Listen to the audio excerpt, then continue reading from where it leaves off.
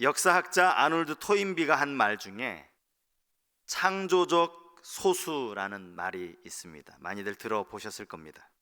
그가 쓴 역사의 연구라는 책에서 이렇게 이야기를 했는데요, 한 문명의 흥망성쇠는 알고 보면 그 공동체 속에 있는 창조적 소수에 의해 달려있다라고 말입니다.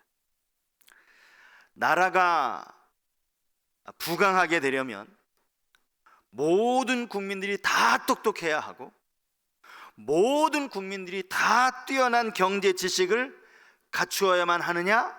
그렇지 않다라는 거죠. 소수의 사람들, 뛰어난 소수의 사람들에 의해서 나라는 얼마든지 부강하게 될 수 있다라는 것입니다. 회사도 마찬가지고 공동체도 마찬가지라는 거예요. 파레토의 법칙에 대해서도 아마 여러분 많이 들어보셨을 겁니다. 20대 80의 법칙이라고도 불리는데요, 이탈리아의 경제학자 파레토가 우연히 개미를 관찰하던 중에 아주 흥미로운 사실 하나를 발견하게 됩니다. 우리가 알기로 일개미들은 늘 그냥 밤낮 쉬지 않고 일만 하는 개미로 그렇게 알고 있었는데, 가만히 관찰해 보니까 일하는 개미는 전체 개미들 중에서 약 20%밖에 안 되더라는 거예요. 나머지 80% 개미들은 그냥 왔다 갔다 자기 혼자 일도 하지 않고 그냥 빈둥빈둥 놀기만 하고 있더라는 겁니다. 참 신기하게 여긴 이 학자가요, 열심히 일하고 있는 일개미 20%를 따로 이제 구분을 해 놓았습니다. 그들만 따로 이쪽에 놓고 또 일하지 않는 이 80%의 개미를 또 따로 놓았어요. 20% 열심히 일하는 20%의 개미를 유심히 관찰하는데, 지금까지 조금 전까지만 해도 열심히 일하던 그 일개미들이었는데 가만히 보니까 아니 그들 중에서도 또 20%만 일하더라는 거예요. 그리고 조금 전까지 열심히 일했던 그 80%의 개미들은 아까처럼 또 빈둥빈둥 일하지 않고 그냥 놀기만 하더라는 거예요. 참 신기하다. 80%의 그 일하지 않던 개미는 어떻게 하고 있나 가서 보니까 아니 이 80% 예전에 계속 놀기만 하던 이 개미들이 그 중에 20%는요 또 열심히 일을 하더래요. 이걸 보면서 그가 발견한 법칙이 이게 파레토의 법칙이라는 거예요. 20대 80의 법칙이요. 사회 공동체를 놓고 볼 때 이와 같은 법칙이 적용된다는 겁니다. 일의 성과를 100%로 놓았을 때 이 일의 성과의 80%는요 전체 인원의 20%에 해당하는 사람들의 노력의 결과라는 거예요. 그리고 나머지 80%의 사람들이 남은 20%의 성과를 올린다는 거예요. 그런 의미에서 보면 그 공동체에서 20%의 사람들이야말로 창조적 소수 아니겠습니까?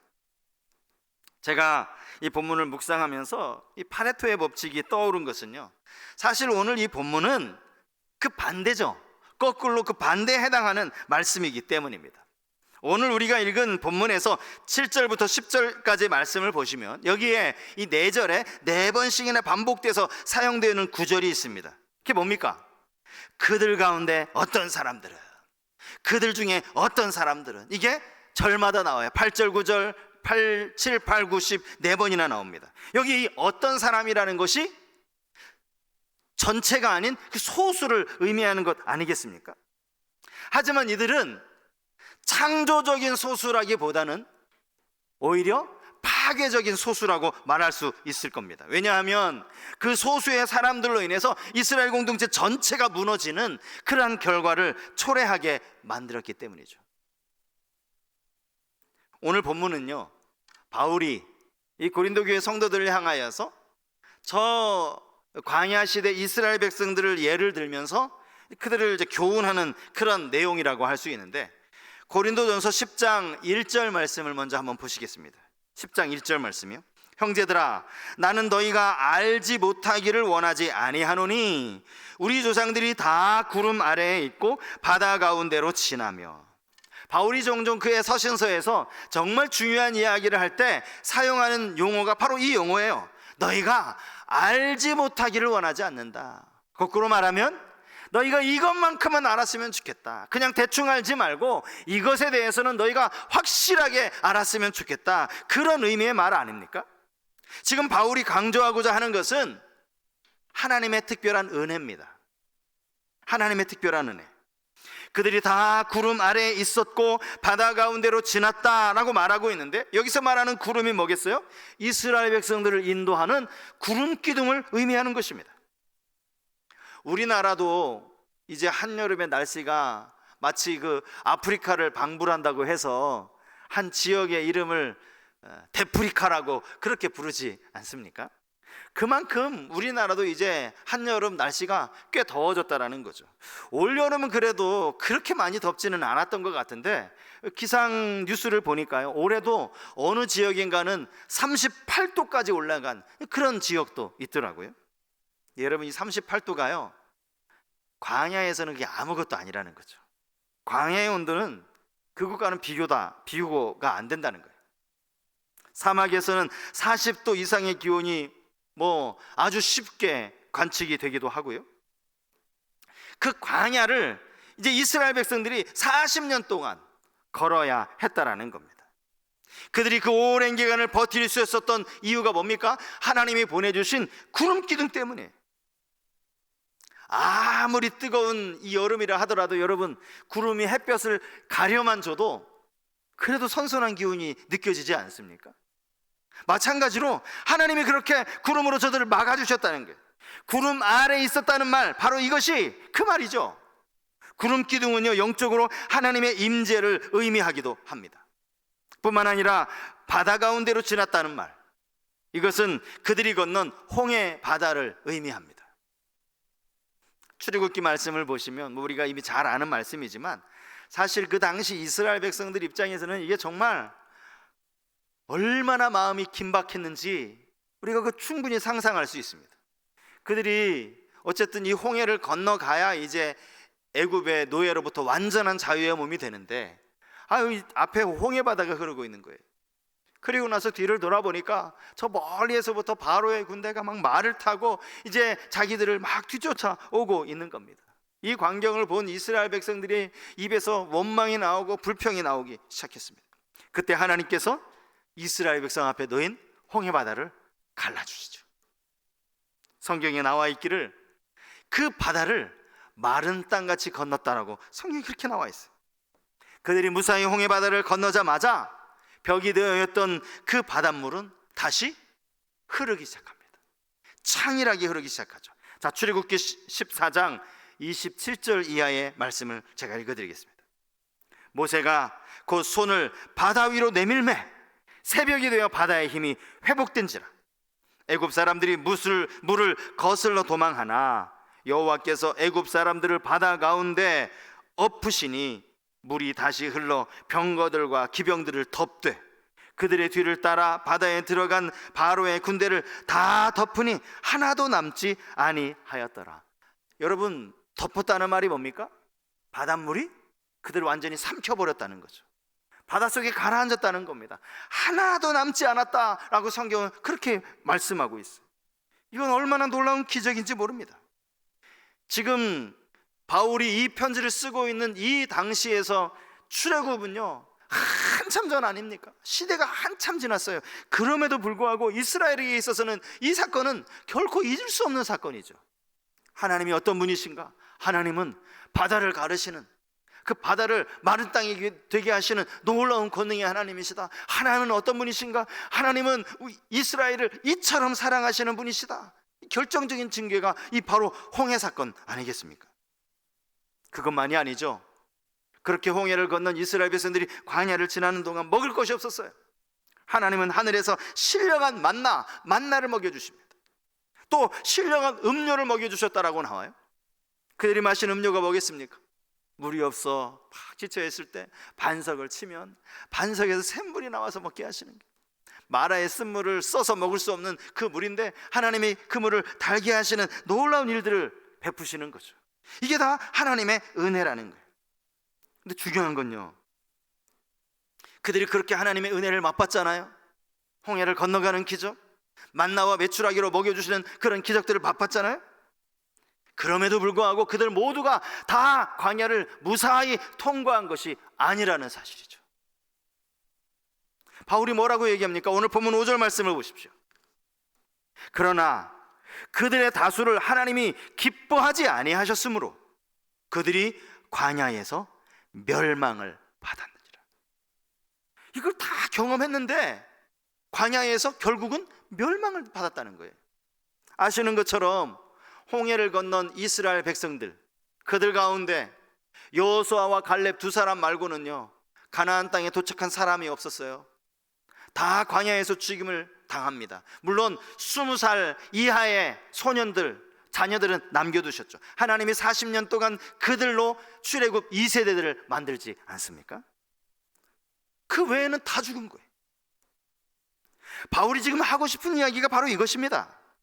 하나님께서 그들 앞에 놓이는 홍해를 갈라주셨을 때, 여러분, 하나님이 이스라엘 백성들을 저 광야에서 죽게 하시려고 홍해 갈라주신 겁니까? 그렇지 않잖아요. 애굽에서 이 많은 사람들 다 죽이기가 힘드니까 하나님이 이 홍해를 건너게 하셔서 광야에서 죽게 하신 게 그게 아니라는 거죠. 그런데 왜 그들이 광야에서 다 죽임을 당했냐는 겁니다. 그들이 어쩌다가 가나안 땅을 밟아보지도 못하고 광야에서 멸망을 당할 수밖에 없었느냐는 거죠. 그 원인이 우리가 아까 조금 전에 읽은 말씀에 나와요. 4번 반복되는 말씀에 나와요. 그들 중에 어떤 사람들에게 있었다는 거예요. 그 어떤 사람들, 그 소수의 사람들로부터 시작된 죄가 백성들 전체로까지 흘러 번져가게 되었다는 거죠. 그러면 그들이 범한 죄가 뭐냐? 오늘 성경에는 4가지로 제시를 하고 있어요. 첫 번째는 우상 숭배입니다. 본문 7절 말씀에 백성이 앉아서 먹고 마시며 일어나서 뛰논다 함과 같으니라, 이런 말씀이 나오는데, 이 말씀은요 출애굽기 32장 6절에 나오는 말씀이에요. 출애굽기 32장 6절 말씀이요. 이튿날에 그들이 일찍 일어나 번제를 드리며 화목제를 드리고 백성이 앉아서 먹고 마시며 일어나서 뛰놀더라. 여러분, 지금 이들이 누구 앞에 번제를 드리고 화목제를 드리는 겁니까? 지금 누구 앞에 먹고 마시며 일어나서 뛰노는 겁니까? 아론이 만든 금송아지 앞에서 이러고 있는 거예요. 지금 이 짓거리를 하고 있는 거죠. 하나님은 지금 모세를 부르셔서 모세에게 10계명, 계명을 지금 수요하고 계시는 거예요. 내가 너희의 하나님이 되기를 원한다. 너희는 내 백성이 되거라. 하나님과 언약을 맺으시는 지금 그 상황에서 저 산 밑에서는 말이죠, 백성들이 원해서 아론이 금송아지를 만들고 그 금송아지 앞에서 이렇게 절하고 뛰놀고 있는 거예요. 하나님이 진노하십니다. 내가 저들을 다 진멸하겠다라고 말씀하시죠. 그때 우리가 잘 아는 모세의 중보기도가 나오지 않습니까?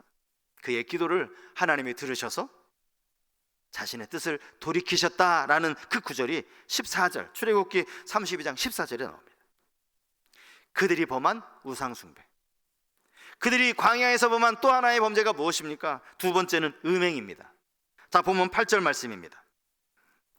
그들 중에 어떤 사람들이 음행하다가 하루에 2만 3천 명이 죽었나니 우리는 그들과 같이 음행하지 말자. 이 음행에 관련된 말씀은 민수기 25장에 나옵니다. 이스라엘 백성들이 이제 광야를 지나서 가나안 가까이 이르렀을 때 시딤이라고 하는 장소에 이르게 되죠. 그 시딤이라는 장소에서 거기에서 모압 여자들과 음행하기를 시작하는 거예요. 여기 성경에 보면 이스라엘이 바알브올에 가담했다, 이런 구절이 나와요. 바알브올에 가담했다. 이 말이 무슨 말인가 하면, 바알에게 제사하려면 어떻게, 뭐가 제사냐? 신전에 제사하려 찾아온 그 남자들과 그 신전을 섬기는 여자들이 서로 음행을 하는 거예요. 그렇게 음행을 하는 거, 바알 앞에서 음행을 하는 거, 이게 바알브올이라는 거예요. 하나님이 이스라엘에게 진노하시죠. 그리고 그들에게 연병을 내리십니다. 그 연병으로 인해서 죽은 사람이 민수기에 보면 2만 4천 명이 죽었다라고 나와요. 이 2만 4천 명은 죽은 사람 전체의 숫자를 말해요. 오늘 본문에는 2만 3천 명이라고 나와 있는데 그 앞에 보면 하루 만에, 하루에 죽은 숫자가 2만 3천 명, 그리고 이 사건으로 인해서 죽은 전체의 숫자는 2만 4천 명이 된다라는 거죠. 광야에서 그들은 음행을 저질렀어요. 또 하나는요, 그들이 주를 시험했습니다. 주를 시험하는 자들이 하나님께 받은 징벌이 무엇입니까? 그들 가운데 불뱀을 보내시죠. 그 불뱀에 물려서 사람들이 막 죽어나가기 시작했습니다. 하나님이 불뱀을 보내신 겁니다. 그때 우리가 잘 아는 것처럼 하나님이 모세에게 놋뱀을 만들라고 하십니다. 놋뱀을 장대 위에 높이 달라고 하세요. 누구든지 놋뱀을 보는 자는 살 것이다. 그 놋뱀은 바로 우리를 위해 십자가에 달리신 예수 그리스도를 의미하는 것 아닙니까? 그들은 주를 시험했어요. 그리고 마지막 그들은 주를 원망했습니다. 민수기 16장에 나오는 말씀인데요, 특별히 여기 보면 이 고라 자손들이 나옵니다. 고라 자손들이 이제 지도자 모세에게 대항을 하는 거예요. 그리고 고라를 따르는 사람들이 생겨나면서 한 당파가 만들어지기 시작했습니다. 하나님이 그걸 보시자마자요, 땅이 갈라지게 하세요. 그냥 단순한 지진이 아닙니다. 성경에는 땅이 갈라져서 그들을 삼켜버렸다, 이렇게 기록되어져 있어요. 그렇게 무섭게 하나님이 징계하셨음에도 불구하고 여전히 이스라엘 백성들은 모세와 아론을 원망한 거예요. 주를 원망한 것 아니겠습니까? 결국 그 일로 인하여 훨씬 더 많은 사람들이 하나님에 의해서 심판을 받습니다. 멸망시키는 자를 통해서 그들을 심판하셨다라고 성경이 말씀하고 있는 게 바로 그 장면을 말하는 거예요. 여러분 한번 생각해 보십시오. 이스라엘 백성들 40년 광야를 지나는 동안 이런 많은 일이 있었어요. 이것 말고도 훨씬 더 많은 이야기가 성경에 기록되어져 있죠. 하지만 중요한 것은 그럼에도 불구하고 그들은 가나안 땅에 들어갔어요. 그죠?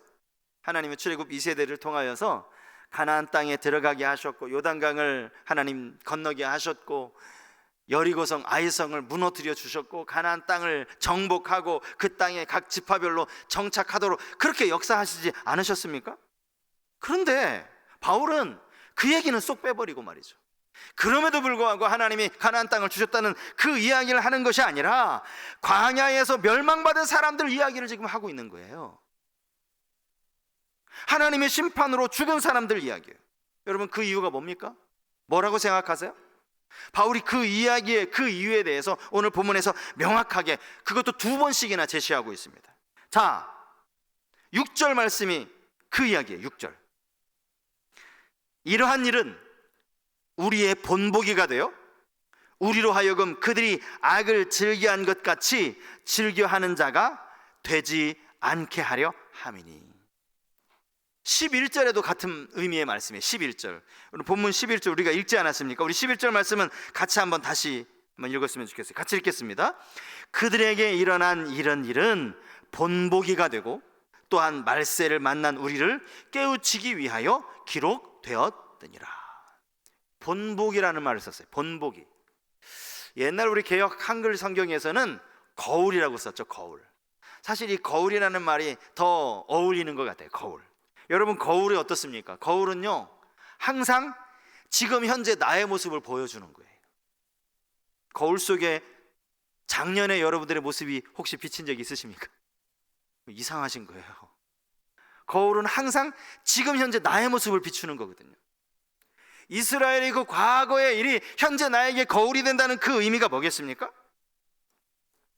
그들이 복받은 이야기든 멸망받은 이야기든 그 이야기 속에 오늘 우리가 깨달아야 할 교훈이 있다라는 것 아니겠습니까? 이 본복이라고 번역된 이 단어가 헬라어 원어로 찾아보니까요, 이 원어 속에는 이런 뜻이 담겨 있어요. 흉터, 상처 자국, 이런 뜻이 담겨져 있습니다. 예수님이 부활하시자마자 이제 도마를 제외한 나머지 제자들에게 나타나시잖아요. 그리고 나서 나중에 도마가 그 이야기를 듣습니다. 예수님 부활하셨다고. 그러자 도마가 뭐라고 얘기합니까? 나 그거 못 믿겠다고. 나는 예수님의 손에 못자국을 봐야 믿겠다고. 예수님 허리에 그 창자국을 내가 보면 믿겠다고. 도마가 말한 그 못자국, 이 자국이라는 말이 오늘 본문에 나오는 이 본복이 같은 의미의 말이에요. 의미하는 게 있어요. 여러분, 시간이 지나도요, 깊이 패인 자국은 남아있기 마련이에요. 여러분, 깊은 상처, 흉터가 되면요, 이거는 오랜 시간이 지나도록 잘 지워지지 않아요. 마찬가지입니다. 이스라엘 백성들의 광야 이야기에는 시간이 오래 지났지만 결코 우리 마음속에 절대로 지워서는 안 되는 너무너무나 중요한 교훈이라는 거예요. 오늘 볼 때마다, 거울 앞에 설 때마다 이 말씀이 우리에게 거울이 되어야 한다는 그런 의미입니다. 여러분, 오늘 이 말씀을요, 말씀의 거울 앞에 여러분 자신을 한번 이렇게 비춰보시기 바랍니다. 교회 공동체를 한번 이렇게 비춰보시길 바라요. 근데 바울이 참 귀한 거는 이 권면을 하면서 광야 시대에 저 이스라엘 백성들이 이러했던 것처럼, 이런 죄를 지었던 것처럼 너희들은 그렇게 하면 안 돼, 너희들을 향하여서만 이야기하는 게 아니라 중간에 보면요, 우리 바울을 포함한 자기 자신, 우리를 향하여서도 이렇게 이야기하는 거예요. 너희는 그렇게 하지 말라. 그 다음에 우리는 그렇게 하지 말자. 바울 자신도 여기에 예외가 될 수 없다라는 거예요. 바울도 언제나 이런 죄의 유혹이 끊임없이 도사리고 있다라는 거예요. 너희만 잘못한 거야, 너희 똑바로 해야 돼, 이게 아니라 우리도 그렇게 하지 말자. 마찬가지죠. 오늘날 목회자라고 죄로부터 자유합니까? 아니요, 절대 그렇지 않습니다. 신앙생활 오래 했다고 해서 여러분 죄로부터 자유한가요? 그렇지 않습니다. 우리 모두에게 동일하게 주어지는 교훈이라는 거예요. 혹시 이스라엘 백성들처럼 나는 원망하는 부류에 들어가 있지는 않은가? 한 사람이 들어가서 이 원망의 소리가 팍 퍼져나가서 모든 공동체 사람들이 다 원망하는 그런 파괴적인 소수로 내가 사용되고 있지는 않은가? 말로 다 할 수 없는 하나님의 사랑을 받았으면서도 불구하고 또 다른 우상을 섬기는 모습이 나의 모습은 아닌지 한번 우리 자신을 돌아보아야 합니다. 사실 바울이 이 이야기를 저 오래전 광야 시대 이야기를 하고 있지만 사실은 이 이야기가 고린도 교회 성도들 이야기였어요. 이 말이 무슨 말이냐?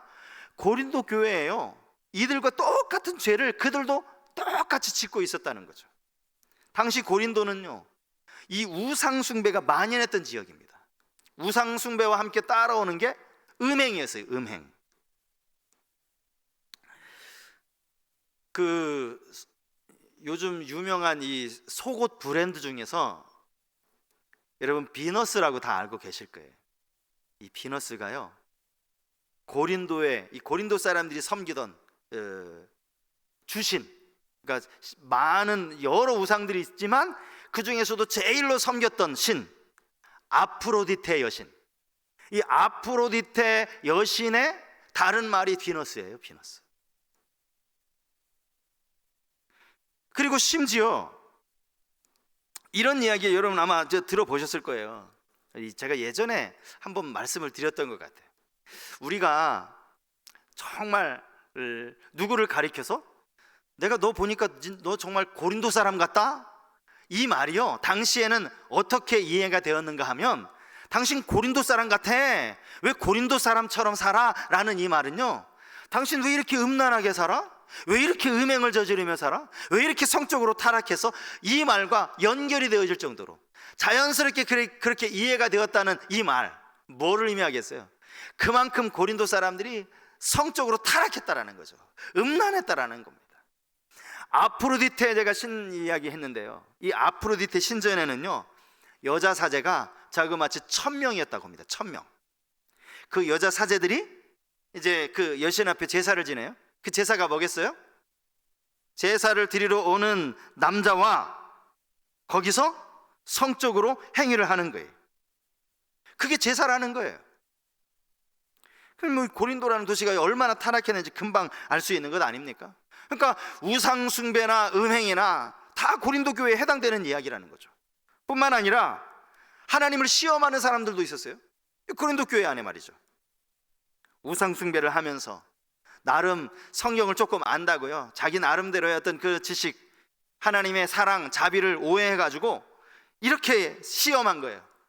하나님은 자비가 풍성하신데 얼만큼 나에게 자비를 베풀어 주실까? 내가 우상 숭배를 이만큼 죄를 지어도 하나님이 여전히 나를 용서해 주실까? 내가 우상 숭배를, 내가 죄를 좀 더 심한 죄를 지으면 하나님이 그래도 나를 자비로 용서해 주실까? 이걸 시험했다는 거예요. 하나님의 자비를 이렇게 시험했다라는 거예요. 뿐만 아니라 고린도 교회 사람들은요, 바울을 신뢰하지 못했어요. 바울을 원망했습니다. 저가 사도냐? 저의 말 믿을 수 없다. 불평하고요, 원망하는 그런 사람들이 이 고린도 교회 안에 있었다라는 거예요. 그러니까 광야 시대에 그 이스라엘 백성들이나 지금 고린도 교회나 똑같다라는 거죠. 오늘날 우리 교회도 마찬가지입니다. 오늘날 교회는 어떻습니까, 여러분? 돈만 있으면 그냥 모든 것이 안 되는 게 없다라고 그렇게 물질 만능주의로 생각하는 그 사상이 여러분 저 교회 밖에 세상 사람들이 가지고 있는 생각입니까? 우리랑 상관없는? 교회는 여전히 다니고 있지만 여전히 우리도 물질에 그냥 전전긍긍하며 살아가고 있지 않느냐고요. 돈이 우상이 되고 육신의 쾌락을 위해서 부끄러움을 모르는 시대가 오늘 이 시대 아닙니까? 참 수기치심이라고 하잖아요. 수기치심. 예? 자기가 잘못을 지었으면 그 죄에 대해서 부끄러워하는 마음, 이게 인간의 가장 기본적인 마음 아닙니까? 요즘은요, 어떻게 된 게 죄를 범해놓고도 부끄러운 줄을 몰라요. 자기네 육신의 쾌락을 위해서 죄를 범해놓고도 그걸 하나도 부끄럽지 않아 하는 이런 시대를 지금 살아가고 있다라는 거예요. 이 교회 안팎에 일어나는 모습이라는 거죠. 사실 이러한 모습들도 분명히 문제지만요, 제가 생각하는 더 심각한 문제는 여기에 있습니다. 그게 뭐냐면 주를 시험하는 거예요. 주를 원망하는 것입니다. 많은 그리스도인들이요, 지금 코로나가 이렇게 창궐하고 있는 모습을 보면서 하나님을 시험하고 있는 것 같아요. 하나님 정말 살아계시는 한 거야? 하나님이 정말 이 온 우주 만물을 다스리시는 하나님 맞아? 내가 하나님 잘못 믿었나? 하나님 죽은 신인가? 이렇게 하나님을 시험한다라는 거죠. 하나님을 원망하는 겁니다. 믿음이 있다고 입술로 고백을 하면서 그동안은 그렇게 예배도 잘 드리고 그렇게 신앙생활 잘 하던 분들이 이 코로나 때문에 하나님을 원망하는 거예요. 원망하는 거예요. 그게 정말 더 두려운 일 아닙니까? 본문에 사용된 이 시험하다라는 이 단어는요, 원어가 갖는 뜻이 있어요. 시험하다라는 이 단어의 뜻, 우리 국어사전의 풀이와 그렇게 많이 틀리지는 않습니다. 시험하다라는 이 단어의 뜻이 뭔가 하면 하나님의 선하심, 하나님의 능력, 하나님의 지혜, 이런 것들을 그릇된 동기, 잘못된 동기를 가지고 알아보려고 하는 인간의 생각, 이게 시험하다라는 거예요. 그러면서 한 학자가 이렇게 이야기합니다. 하나님을 시험하는 것이야말로 인간이 범할 수 있는 죄 중에 가장 큰 죄다. 맞는 말 같아요. 우리가 어떻게 감히 하나님을 시험합니까? 어떻게 감히 하나님을 원망합니까? 이 모든 것들은요, 사실은 바울이 그 원인까지 제시하고 있어요. 그게 뭐예요? 교만입니다. 교만. 선주를 생각한 자는 넘어질까 조심하라, 그 이야기가 여기 나오고 있잖아요. 교만 때문이에요. 자기가 조금 지식을 안다고, 자기가 교회 조금 오래 다녔다고 교만하는 거예요. 그럼 우리는 정말 조심해야 됩니다.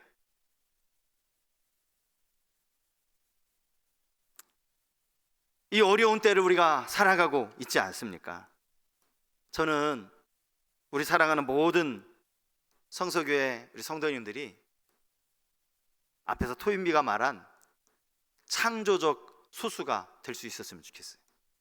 그래서 내가 속한 공동체가 나 한 사람으로 인해서, 그 소수의 사람들로 인해서 기쁨이 생겨나고 감사가 생겨나고 하나님을 향해 다시 한번 열심을 내고, 이번에 임직을 받으시는 우리 임직자분들이 그런 역할을 감당하셨으면 좋겠어요. 창조적 소수가 되는 게. 여러분, 이런 하나님이 기뻐하시는 창조적 소수는요, 오직 하나님의 약속을 향한 믿음이 흔들리지 않을 때 가능한 거예요. 여호수아, 갈렙, 앞에 말씀드렸죠. 여러분, 이들은요 10명의 정탐꾼이 막 가나안을 악평하고 또 우리는 메뚜기다 메뚜기, 우리는 절대 그 땅 못 들어간다 라고 이야기했음에도 불구하고 끝까지 아니다, 저들은 우리 밥이다 라고 말했어요. 그렇게 말한 근거가 어디 있습니까? 하나님의 은혜를 믿었기 때문이죠. 하나님의 약속을 신뢰했기 때문 아닙니까? 아니, 하나님의 은혜가 아니고 우리가 여기까지 어떻게 왔겠니? 이게 다 하나님의 은혜인데, 하나님이 약속하셨지 않니? 이 약속을 믿었기 때문에 그들 모두가 다 통곡했어요. 심지어 나중에는 여호수아와 갈렙이 이렇게 이야기하니까요, 이들이 여호수아와 갈렙을 향해 돌을 들었다고 성경에 나와요. 죽이겠다는 거죠. 그럼에도 불구하고 흔들리지 않았다는 게, 이런 믿음이 있을 때, 은혜에 대한 자각이 있을 때 우리는 창조적 소수가 될 수 있다는 거예요. 바울이 믿음의 아들 디모데에게 편지를 쓰면서 사랑과 격려를 담아서 이렇게 권면하는 내용이 나옵니다. 디모데 후서 2장 1절 말씀에, 내 아들아, 그러므로 너는 그리스도 예수 안에 있는 은혜 가운데서 강하고, 은혜 가운데서 강하고. 여러분, 우리에게 주시는 은혜가 우리를 영적으로 강하게 만든다는 사실을 꼭 기억하실 수 있기를 바랍니다. 과거에 또 지금도 변함없이 우리에게 부어주시는 그 은혜를 잊지 않고 그 은혜를 의지하여 앞으로 나아가는 우리 모든 성도님들 다 되실 수 있기를 주님의 이름으로 축복합니다. 오늘 말씀을 생각하면서